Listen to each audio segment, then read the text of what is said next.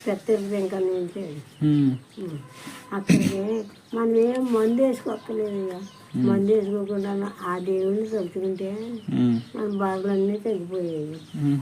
బాగున్నాక వస్తానండి మీ గుడికాడ కానీ బాగా వెంకటరావు గురించి మొక్కుంటే ఇటు అయితే గోదావరి మీద నుంచి వెళ్ళాలి.